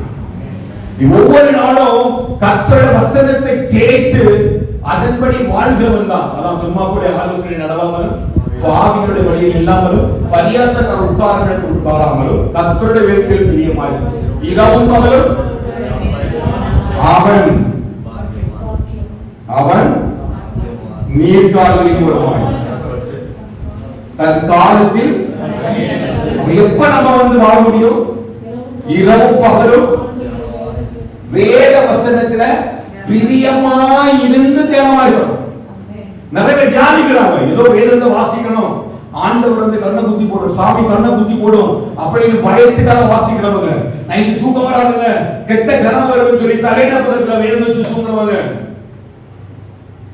வாசிக்கணும் அப்படின்னு வாசிக்கிறவங்க, நோ வே, விதியம் வைத்து வாசிக்கிறாங்க. ஹல்லேலூயா. நான் எக்ஸ்ட்ரா லவ் ஆன் பைபிள், எனக்கு இன்னும் அதிகமா வேதத்தை பிரியமா நேசிக்கிற நேரத்துல கர்த்தர் என்ன நீர்காலின் ஓரமாய் நட்டு தன் காலத்தில் தன் கனியை தந்து ஏழாம் மரத்தை போல இருக்கார். ஹல்லேலூயா. ஹல்லேலூயா. அவ கனி கொடுக்கணும் அப்படின்னா நீ வேதத்தின் மேல பிரியமா இருந்து வேதத்தை வாசிக்கணும். நீ மனிதனிலிருந்து வெளியில வரணும்னா ஒரு பிரகாசிக்கப்படுகிறது இந்த சுவிசேஷமாகிய மெய்யான ஜீவ ஒளி. அப்போ கிரியைகளை மாற்ற உண்டாகணும் அப்படின்னா நீ வேதத்தை வாசிக்கணுமா, நீ பிரியமாய் வேதத்தை தியானிக்கணுமா, கர்த்தர் உன்னை கனி உள்ள சபையாய் கர்த்தர் மாற்றுவாராக. ஹல்லேலூயா. ஹல்லேலூயா. ஆமென். அதான் இந்த வாரம் வெபேஸ்ல பார்த்தோம் இல்லையா, பிரதான ஆசாரியனுக்கும் காய்பானாவுக்கும் யார் சுவிசேஷம் சொல்றா? பேதுரு சுவிசேஷம் சொல்றாரு. ஆனா பேதுருக்கு தான் இந்த சுவிசேஷம் சொல்லணும். The situation changed. because they did not know about the word of God. பரிசுத்த ஜீவனுள்ள தேவனுடைய வார்த்தையை பற்றி இந்த பிரதான ஆசாரியருக்கு காய்ப்பாவுக்கு தெரியல. அதனால படிக்காத ஒருத்தரை வச்சு கர்த்தருக்கு சுவிசேஷத்தை அறிவிக்கிறார். ஹalleluya ஹalleluya. அப்ப தேவனுடைய வார்த்தையாகிய அந்த மெய்யான ஜீவ ஒளி உங்களுக்குள்ள பிரகாசிக்கும் பொழுதுதான் அந்த இருளின் அதிகாரங்கள் உங்களை விட்டு விலகி போகும், அந்தகாரத்தின் கிரியைகள் உங்களை விட்டு விலகி போகும்.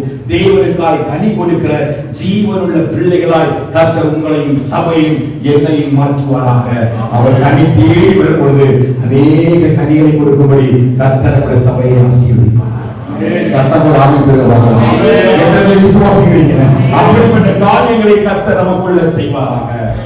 அப்படிப்பட்ட காரியத்தில் நம்ம என்ன செய்யணும்? ஏதோ வேதத்தை வாசித்தோம் அப்படி இருந்தோம் அப்படின்னு கிடையாது. யாக்கோபு 2வது அதிகாரத்துல யாக்கோபு வசனத்தில் எழுதுறாரு பாருங்க. யாக்கோபு நிருபம் 2வது அதிகாரம் 1வது அதிகாரம் 23வது வசனத்தை வாசிக்கலாம். ஒருவன் திருவசனத்தை கேட்டோம் அதின்படி செய்யாதவனானால் தன் சுபாவ முகத்தை பார்க்கிற மனுஷனுக்கு ஒப்பாயிருப்பான். அவன் தன்னைத்தானே பார்த்து அவ்விடம் விட்டு போன உடனே தன் சாயல் என்னதென்பதை மறந்து விடுவான். பாருங்க, அவன் அந்த தன்னை இடத்தை விட்டு பார்த்துட்டு போன உடனே தான் கண்ணாடியில பார்த்த சாயல் என்ன அப்படின்னு மறந்துடுறான். ஏன்? வசனத்தை கேட்கிறான், ஆனா அவன் அதுபடி செய்கிறது இல்ல. இல்லையா? கண்ணாடியை பார்த்த உடனே நம்ம நல்லா ட்ரை பண்ணிக்கிறோம். கண்ணாடியை விட்டு போன பிறகு எல்லாமே மறந்து போகிறது போல வசனத்தை கேட்ட உடனே அந்த வசனத்தின்படி வாழ்வோம் என்ன செய்யறோம்? நம்மள ஒப்பு கொடுக்கிறோம்.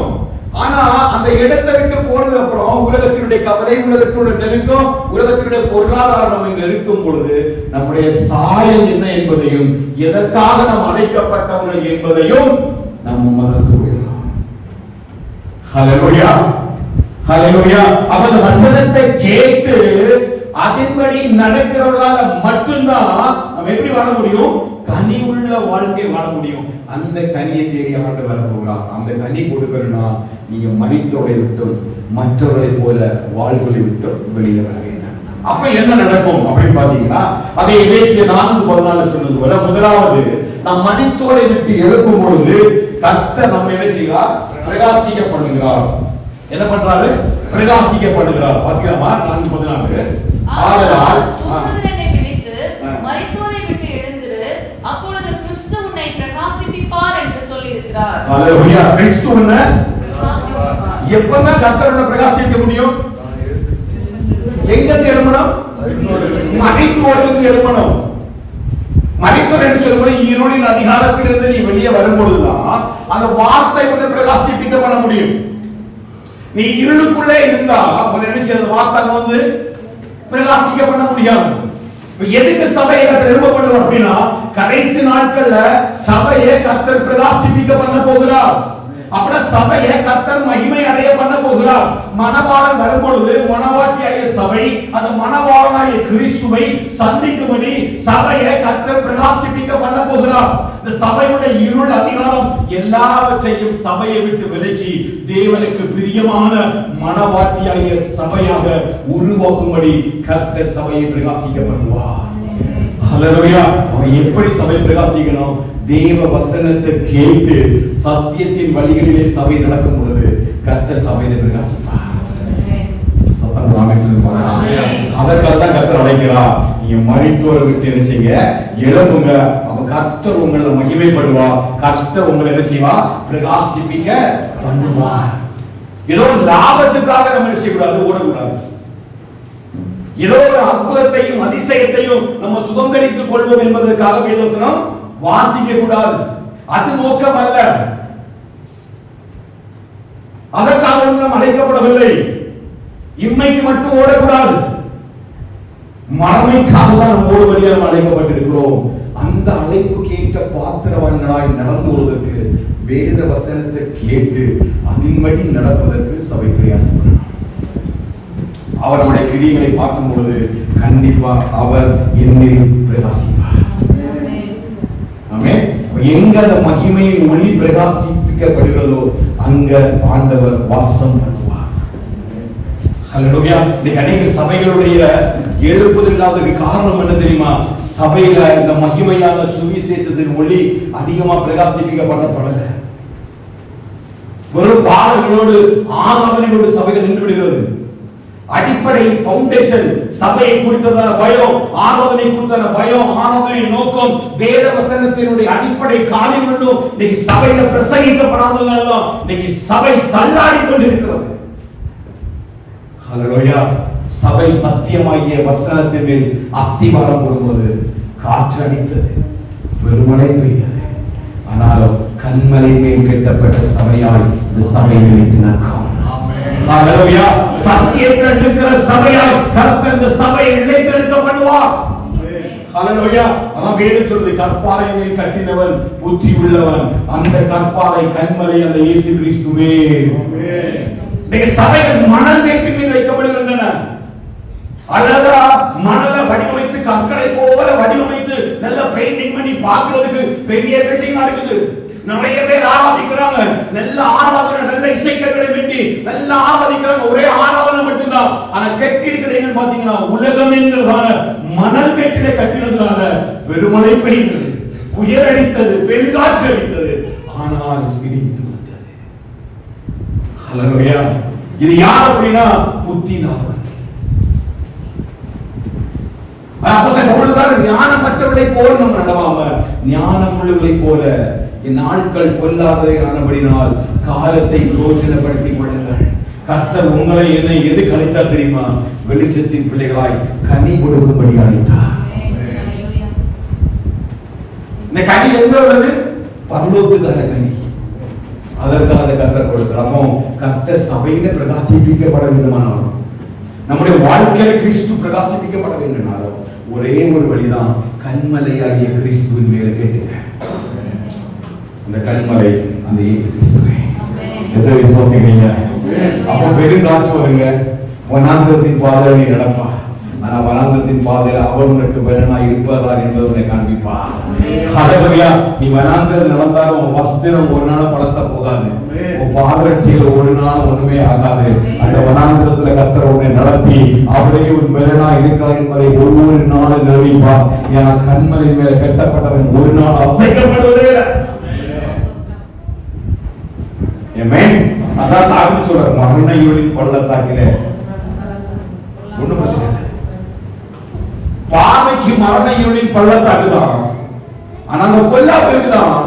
ஆனா நான் பயப்பட மாட்டேன், ஏன்னா என்னை நடத்திட்டு போறது என் மீட்பு. இவ்வளவு பெரிய வார்த்தை இல்லையா? உன் நடக்கிறது மேய்ப்பருங்க, கர்த்தர் மேய்ப்பரா இருக்கிறாரா? மரண பள்ளத்தாக்குல போற மாதிரியே ஒரு ஃபீலிங்கா, பொல்லாப்பு முன்னாடி இருக்கிற மாதிரியே ஒரு ஃபீலிங்கா. பயப்படாத, ஏன்னா உன்னை கலந்து பிடிச்சு நடத்துறது. கலத்தை பிடித்த ஆண்டவர் இதுவரை என்னை கைவிடவே இல்லை. நான் நடக்கிற பாதைகளுடைய கரடுமுரடா இருக்கலாம், என்னை தோழி தூக்கி சுமக்கிறவர். பாதைகளை குறிச்ச பயமும் கலக்கமும் எனக்கு இல்லவே இல்லை. ஒரு மகிமையான ஒளி என்ன வனாந்திரத்தில் நடத்துறார், நிச்சயமாய் காணல கொண்டு கதை செய்வார். ஹல்லேலூயா. அப்ப கர்த்தர் நம்மள பிரகாசிக்கப்பட வேண்டும், சபை அப்படி பிரகாசிக்கப்பட வேண்டும், நம்ம தனிப்பட்ட ஜீவிதம் ஆவிக்குரிய வாழ்க்கையில பிரகாசிக்கப்படணும். ஏன் அப்படின்னா அவர் வரும்பொழுது அந்த மகிமையில தான் நம்ம நினைச்சுக்கிறோம் மகிழ பண்ணுகிறார். அதுக்கு ஒரே ஒரு காரியம், நீ மரித்தோரை விட்டு வெளியே வரணும், நீ உலகத்தை விட்டு வெளியே வரணும், உலகத்துக்குரிய கிரிகளை விட்டு வெளியே வரணும், அந்த காலத்தை விட்டு வெளியே வரணும். இரண்டாவது பாருங்க, வெளிப்படுத்தல் 16வது அதிகாரம் 15வது வசனத்தை வாசிக்கலாம்.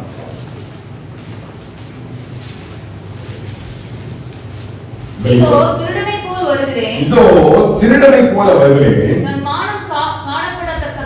தன் மானம் காணப்படத்தக்கதாக நிர்வாணமாய் நடவாதபடிக்கு விழித்துக்கொண்டு தன் வஸ்திரங்களை காத்துக் கொள்கிறவன் பாக்கியவான். நடவாதபடிக்கு விழித்துக்கொண்டு தன் வஸ்திரங்களை காத்துக் கொள்கிறவன் பாக்கியவான். எதுக்கு சபை விழிக்கணுமா? மானம். வஸ்திரம் எதுக்கு வந்துருக்குது? எதுக்கு வஸ்திரம்? ஒரு மனுஷன் எதுக்கு வஸ்திரம் கொடுக்கப்படுகிறது? ஏன் வஸ்திரம் நம்ம தரிக்கணும்? நிர்வாணமாய் இல்லாதபடிக்கு, நம்முடைய மானம் காணப்படாதபடிக்கு தான் நமக்கு என்ன தரப்படுகிறது? வஸ்திரம் தரப்படுகிறது. எப்போ நம்முடைய நிர்வாணமும் மானமும் வெளியே காணப்படுது? ஏதேன் தோட்டத்துல ஆண்டவர் கேட்கிற ஆதாமே நீ எங்கே இருக்கிறாய்? அதுக்கு பதில் சொல்றான், நான் நிர்வாணியமாய் இருக்கிறதை அறிந்து நான் நேற்றை கொண்டு பார்க்க வந்தேன்.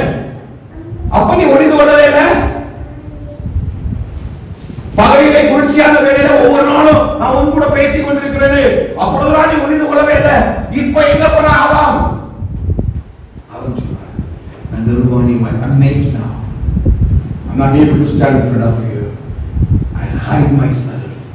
ஆண்டவர் கேட்கிறார், அடுத்த வார்த்தை கேட்கிறாரு, உனக்கு நிர்வாணின்னு அறிவித்தவன். கடைசி ஆண்டுதான் கேட்பார், ரட்சிப்பின் வஸ்திரத்தை எனக்கு தந்திருக்கிறார்.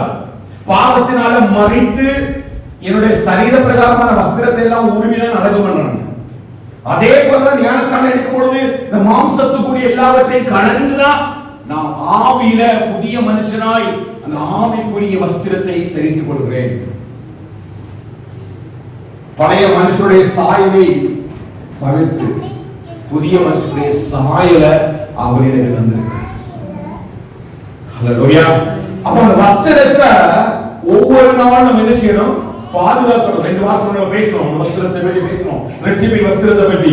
இந்த உலகத்துல சத்துருவுக்கு நம்மிடத்தில் இருக்கிற எந்த காரியத்தை பற்றியும் பயம் இல்லை. ஆனா நம்ம ரட்சிப்பின் வஸ்திரத்தின் மேல ஒரு கண்ணு இருக்குது. யாரை விழுங்கலாமோ என்று சொல்லி கர்ச்சிக்கிற சிங்கத்தை போல ஒவ்வொரு தேவனுடைய பிள்ளையும் சுற்றிவதற்கு காரணம் என்ன தெரியுமா? ஒரு கொடுக்கப்பட்டிருக்கிற வஸ்திரம் இல்லையா? யோசேப்பே ஒண்ணு மேல கொடுக்கப்பட்டிருக்கிற பலவர்ண அங்கி ஒரு சகோதரனுக்குள்ள ஏதோ ஒண்ணு உண்டாக்குது. எல்லாரும் தான் வஸ்திரங்க. அண்ணன் நம்ம எல்லாரும் அப்பா வஸ்திரம் வாங்கி கொடுத்தாரு. ஆனா வேதம் சொல்லுது, அந்த பலவர்ண அங்கி மேல சகோதரன் பொறாமை கொண்டார்கள். உலகம் ஒண்ணு பார்க்கும் பொழுது உனக்குள்ள இருக்கிற அந்த ஆவிக்குரிய ஆசீர்வாதத்தை உலகத்தினால தாங்கிக் கொள்ள முடியல. உலகம் ஒண்ணு பார்க்கும் பொழுது உன்னை வித்தியாசமா பார்க்குது. இவனுக்கு மட்டும் ஏன் ஒண்ணுமே நடக்கல? எந்த துன்பத்திலையும் கஷ்டத்திலையும் ஏன் ஸ்ட்ராங்கா இருக்கிறான்? உன்னை பார்க்குது. ஏன்னா உனக்கு மேல வச்சிருக்கிற பலவர்ண அங்கி அபிஷேகம் அவனுக்கு தெரியும். ஒரு பெரிய ஒரு அபிஷேகத்தை கொண்டு வச்சிருக்கிறாரு.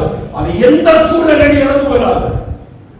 உம்மானம் காணப்படக்கூடாது, ஒரு நிர்வாணம் தெரியப்படக்கூடாது. ஆனாமே ஒன்று என் சாயலால உருவாக்கணும், எனக்கு பிரியமாக உருவாக்கணும், எனக்கு ஏற்ற உருவம் நம்மை போல திருத்துவத்தோட கூடதான் பிதா குமாரன் பரிசுத்த ஆவியானவர் மீன் பண்ணுது. நம்மை போல நமது சாயலாக அவளை உண்டாக்குமாக என்று சொல்லி அவரை ஆணும் பெண்ணுமாக உண்டாக்கினார்.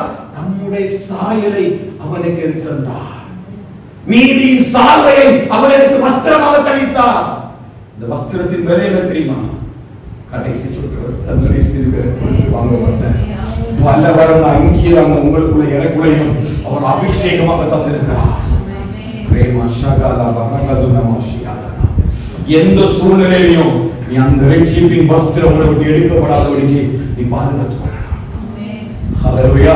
கரைப்பட்டு விடக்கூடாது, சபையை கரைப்பட்டு விடக்கூடாது.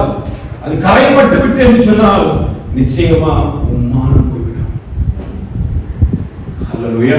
இப்ப நீங்க லவோதிகா சபைக்கு வந்தீங்கன்னா 3வது அதிகாரம் 17வது வசனம் வாசிக்கலாமா? இப்படி நீ குளிருமின்றி அனலுமின்றி வெறுவெறுப்பாய் இருக்கிறபடியினால் உன்னை என் வாயினின்று வாந்தி பண்ணி போடுவேன். நீ நிர்பாக்கியம் உள்ளவனும் பரிதபிக்கப்படத்தக்கவனும் தரித்திரனும் குருடனும் நிர்வாணியுமாய் இருக்கிறதை அறியாமல். சபை என்ன சொல்லுதுன்னா, இன்னைக்கு சபைகளுடைய மார்பு கட்டி தெரியுமா? அங்கதான் இருக்கிறதுல பெரிய சபை, வாக்கியம் உள்ளவர்கள். இவரோட சபைக்கு பேர் என்ன? வாக்கியம் உள்ளவர்கள். லவோதிகா சபை அப்படிதான் சொன்னாங்க, நாங்க வாக்கியம் உள்ளவர்கள், நாங்க பெரிய ஆட்கள். இங்க எல்லாமே இருக்கு. சபையில எவ்வளவு மெம்பர்ஸ், எத்தனை ஆராதனை தெரியுமா? எவ்வளவு பெருசா சபை நடத்துறது தெரியுமா? ஆனா பரலோகம் ஒரு சபையுடைய கிரியைகளை பார்க்கும்போது பரலோகம் ஒரு சபைக்கு ஒரு பெயர் தெரிந்து, நீ நிர்வாக்கியம் உள்ள சபை.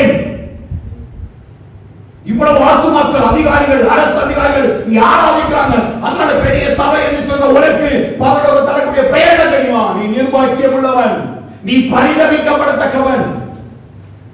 ஹல்லேலூயா. புரியுதா? எந்த அடிப்படையில் ஆண்டவர் லவோதிக்க சபையில் எழுதுறான்னா, லவோதிக்க சபையுடைய கிரியைகளை கர்த்தர் கூர்ந்து கவனிக்கிறார். நீ கூறிட்டு போய. ஹalleluya. ஏன் அந்த கூறல் எல்லாம் தெரியுமா? அல்லது அவர் பொருந்தல் எழுதுறாரு, அந்த மகிமையான சுவிசேஷத்தின் ஒளி இப்பிரபஞ்சத்தில் பிரகாசிக்க கூடாதபடிக்கு இப்பிரபஞ்சத்தின் அதிபதியாகணும். அவருடைய கண்களை குருடாக்கி வச்சிருக்கிறோம். இப்ப அப்படின்னா இந்த மகிமையான சுவிசேஷத்தின் ஒளி லவோதிக்க சபையில இல்ல, சத்திய சபையில இல்ல. ஹalleluya. சபைக்கு பேர் என்ன? ஹalleluya. அடுத்த பாருங்க, நிர்வாணிமாய். சபையுடைய நிர்வாணம் தெளிவா தெரியுதுங்க. நிர்வாணம் அப்படின்னா அந்த ரட்சிப்பினுடைய நீதியின் சால்வைகள் சபைக்குள்ள, வெரி சிம்பிள், வார்த்தை சபைக்குள்ள இல்ல. எப்படி ஆதாம் அந்த வார்த்தைக்கு கீழ்ப்படியாம போனதுனால அந்த ரட்சிப்பின் மகிமையான வஸ்திரத்தை இழந்தாரோ, இன்னைக்கு சபைகள் தேவனுடைய வார்த்தைகளை விட்டு ஓடுறதுனால அது நிர்வாணியாகிய சபையால் இன்னைக்கு பரலோக சபையை பார்க்கிறது. ஹalleluya. நமக்குள்ளேயும் பார்க்கும் பொழுது நம்முடைய கிரியைகளை வச்சு தான் நம்ம பார்க்கிறார். கிரியைகளை சோதித்து பார்க்கிறார். அப்படி பார்க்கும் பொழுது முதல் தந்த பேர் என்ன? நான் செத்தவர். இரண்டாவது பேரு நிர்வாணி. நிறைய வஸ்திரங்களை வாங்கணும் இல்லையா? பெரிய பெரிய கடைகளை தேடி போய் பட்டு சாரிகளா வாங்கி கட்டுறோம். எவ்வளவு பெரிய பட்டு வாங்க முடியுமோ அவ்வளவு பட்டு சாரியெல்லாம் வாங்கி நம்ம அணிஞ்சுக்கிறோம். எவ்வளவு நம்மளை மிகைப்படுத்த முடியுமோ அவ்வளவு அலங்காரம் பண்ணிக்கிறோம். ஆனா இந்த அலங்காரம் எல்லாம் பரலோகம் பார்க்கும் பொழுது உன்னை நிர்வாணியா தான் பார்க்கிறேன். நீ நிர்வாணி, ரிஜெக்ட். சபையை நீ எழும்ப வேண்டிய காலம். ரட்சிப்பின் வஸ்திரங்கள் சரியில்லை. கரைதிரையற்ற முதலான சபையாய் நிறுத்தும்படிதான் அதை தண்ணீர் முழுக்கினால் சுத்திகரித்தேன் என்று சொல்லி அந்த கலாத்திய சபைக்கு எழுதுகிறார். திருமணத்தை குறித்து எழுதும் பொழுது சபை என்ன பண்றாரு? கரைதிரையற்ற முதலான மனவாக்கிய சபையாக கர்த்தர் எபேசியர் 4ஆம் அதிகாரம் 27 முதலானவைகள் ஒன்றும் இல்லாமல் 25 வாசிக்கிறார். புருஷர்களே உங்கள் மனைவிகளை அன்பு கூறுங்கள், அப்படியே கிறிஸ்துவும் சபையில் அன்பு கூறுங்கள். புருஷர்களே எப்படி உங்க மனைவிகளில் அன்பு கூறுங்கள், அப்படியே கிறிஸ்துவும் சபையில் அன்பு. எங்க அன்பு கூறாரு? சபையில் அன்பு கூர்ந்து தாம் அதை திருவசனத்தை கொண்டு பாருங்க. தண்ணீர் முழுக்கினால், திருவசனத்தை கொண்டு தண்ணீர் முழுக்கினார், சுத்திகரித்து பரிசுத்தமாக்குகிறதற்கும் கரைதிரை முதலானவைகள் ஒன்றும் இல்லாமல் பரிசுத்தமும் பிழையற்றதுமான மகிமையுள்ள சபையாக அதை தமக்கு முன் நிறுத்திக் கொள்வதற்கும். எப்படி சபை உருவாக்குறார் பாருங்க. உருவாக்குறாரா இல்லையா? The church was formed by Jesus Christ. எதுக்குன்னா பரிசுத்தம் உள்ளதாக, கரைதிரை இல்லாததாக, பிழையற்றதாக தான் கர்த்தர் சபையை வச்சிருக்கிறார். ஆமென். ஹalleluya. கர்த்தரோட ரட்சிப்பின் வஸ்திரத்தை பார்க்கிற நேரம் லவோதிக சபைக்கு சொன்னது போல, சிமிர்னா சபைக்கு சொன்னது போல, சபையை நான் உன்னை பார்க்கிறேன், கிரியைகள் செய்யல, எழும்பு, மரித்தோரை விட்டு எழும்பு.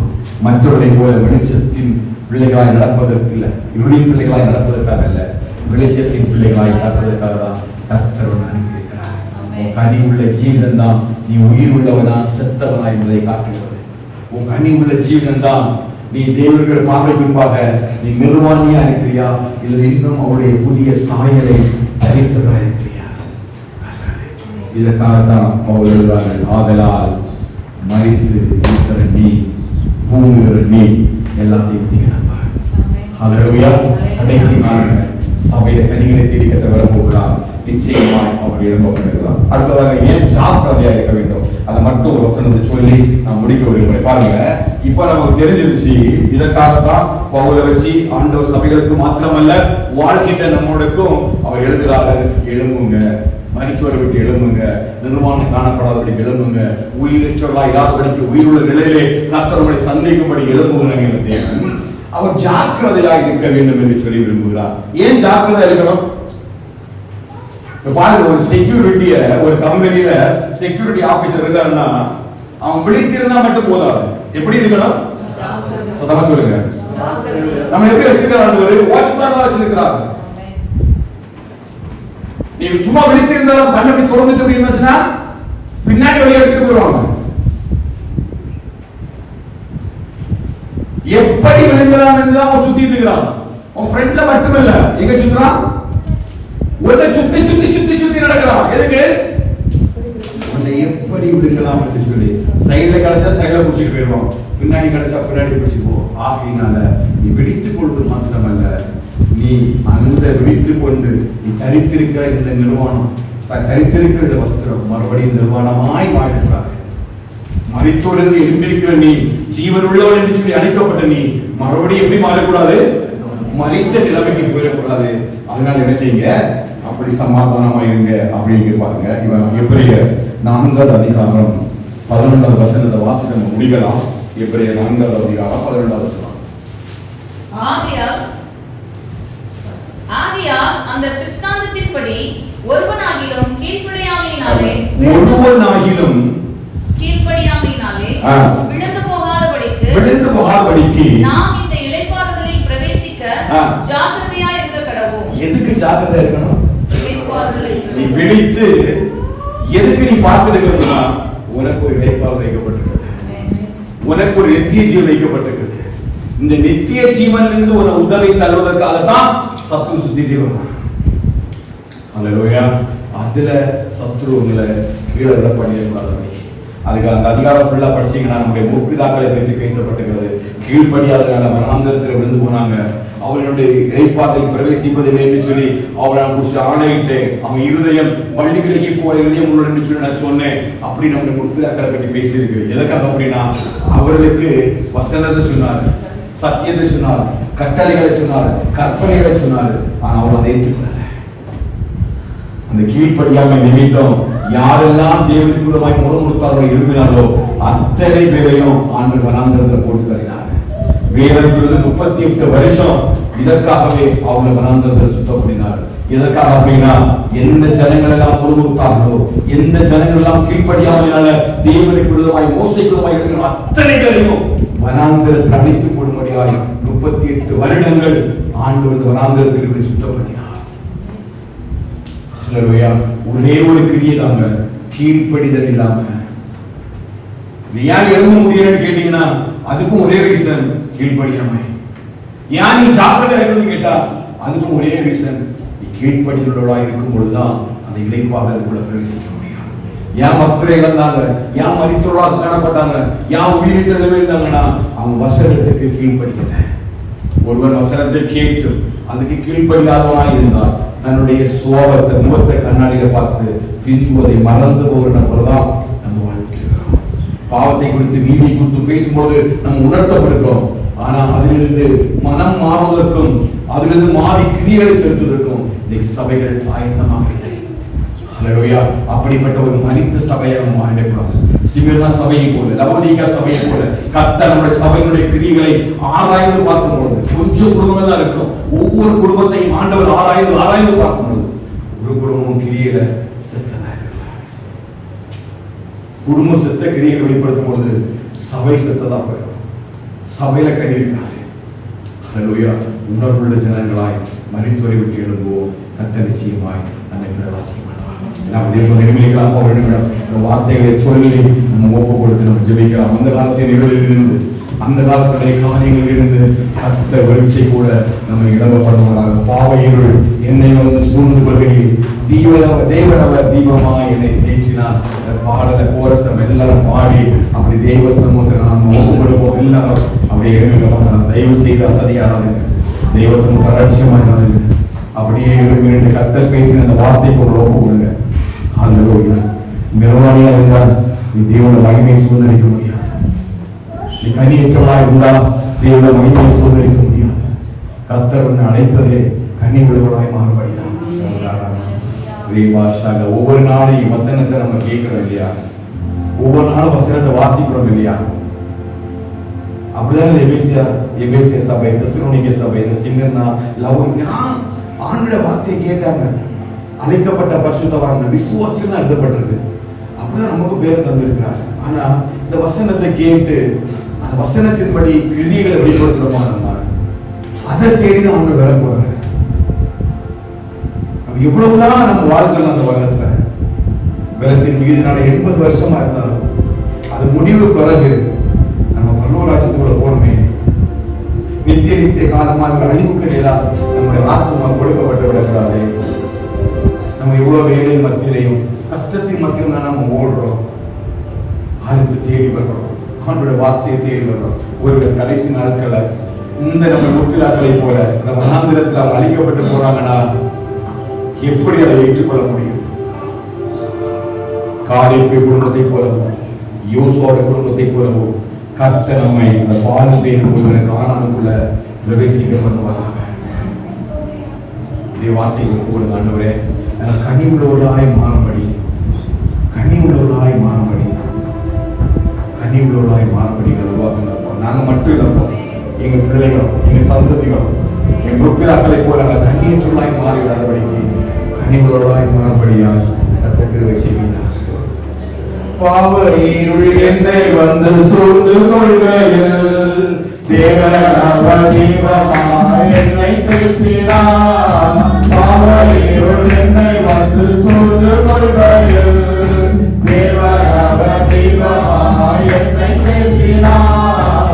ஆனந்த கொள்ளுவேன், அவரை நான் பாடுவேன் உயிருள்ள நாள் வரையில். அல்லேலூயா, ஆனந்தம் கொள்ளுவேன், அவரை நான் பாடுவேன் உயிருள்ள நாள் வரையில்.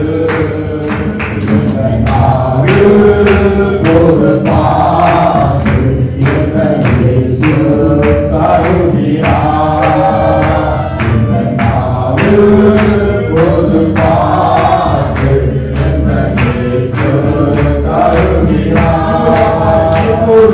பாடு என்னை என்ன செய்கிறோம், அவுலக வாழ்வைக்கான காத்திருக்கிறேன். இவ்வுலக பாடு என்னை என்ன செய்கிறோம், அவுலக வாழ்வைக்கான காத்திருக்கிறேன். ஆனந்தம் கொள்ளுவேன், அவரை நான் பாடுவேன் உயிருள்ள நாள் வரையில். அல்லேலூயா, ஆனந்தம் கொள்ளுவேன், அவரை நான் பாடுவேன் உயிருள்ள நாள் வரையில். எந்த நாவில் ஒரு பாடு எந்த இயேசு தருகிறார். ஆண்டவரே, நல்ல வேளைக்காக நன்றி. ஆண்டவர் விழித்துக் கொண்டு ஜாக்கிரதையாக இருக்கும்படி சபைக்கு தந்த நல்ல வார்த்தைகளுக்காக ஸ்தோத்திரம். ஆண்டவரே, சிமெனா சபை, லவோதிகா சபை, எபேசு சபை, தெசலோனிக்க சபையெல்லாம் கிரியைகளை பார்த்து உடைய தாசனாகிய அப்போஸ்தலனாகிய பவுலை கொண்டு எழுதும் யோவானுக்கு வெளிப்படுத்தப்பட்டதான காரியங்களா பார்க்கும் பொழுது நீ சபைகளுடைய கிரியைகளை ஆராய்ந்து அறிகிறீர்கள் என்பது வார்த்தையின்படியே நாங்கள் ஒப்புக்கொடுக்கிறோம். இவருடைய சபையிடத்தில் ஆராய்ந்து அறியப்படும். ஆண்டவரே, அந்த காலத்தில் அவலட்சணமான கிரியைகள் நடப்புகிற சபையாய், மணல் மீது கட்டப்பட்ட சபையாய் அல்லப்பா, கண்மலையாகிய கிறிஸ்து மீது நாட்டப்பட்ட சபையாய், கனி கொடுக்கிற சபையாய், பகவத்துக்காய் வாழ கர்த்தர் கிருபை தருகிறார். ஒவ்வொரு குடும்பத்தையும் கர்த்தர் ஆசீர்வதிப்பீரார், பாதுகாத்து வழிநடத்துவீரார், போக்கில் வருத்தலை கூட இருப்பீரார். நன்மை கிருபை இந்த வாரம் கூட வேண்டும். பிரயாணங்களை ஆசீர்வதிங்க, கையில் பிரயாசத்தை ஆசீர்வதிங்க. அந்த பலவீனத்தோடு சூழ்நிலைத்தோடு அநேக பிள்ளைகள் உண்டாங்க. விசேஷமாய் அண்ணன் அவர்கள் ஜெபிக்கிறோம். அவரோட மகனை கர்த்தரை பலப்படுத்துவீரார். இயேசுவின் நாமத்தில் பரிபூரண சுகம் உண்டாகும். அடிக்கடி மகனை பாதிக்கிற பலவீனங்கள், பேக் பெயின், இயேசுவின் நாமத்தில் எல்லாம் ஏற்றுமாட்டார்கள். வல்லமையாய் கர்த்தர் மகனை சபையில பலப்படுத்தி பயன்படுத்துகிறார். ஒவ்வொரு ஜெபிக்கிறோம். பிள்ளைகளுக்காக நாங்கள் ஜெபிக்கிறோம். வாரம் முழுவதும் ஆசீர்வதிங்க. கையில் பிரயாசத்தை வாய்க்கப்படுங்க. நன்மை கிருபை தொடரட்டும். கர்த்தருடைய வீட்டில் நீடித்தார்களாய் நிலைத்திருக்க பலன் தருகிறார். கேட்ட சத்தியத்திற்கு ஒப்பு கொடுத்து கர்த்தருடைய வசனத்தின்படி வாழ்ந்து கனி கொடுக்கிற சபையாய் இவரை மாற்றி பரிசுத்தப்படுத்தி மகிமையிலே சேரப்படுகிறார். சங்கர துதி கன மகிமை எல்லாம் நமக்கு செலுத்துகிறோம். இயேசு நாமத்தில் ஜெபிக்கிறோம் எங்கள் ஜீவனுள்ள நல்ல பிதாவே.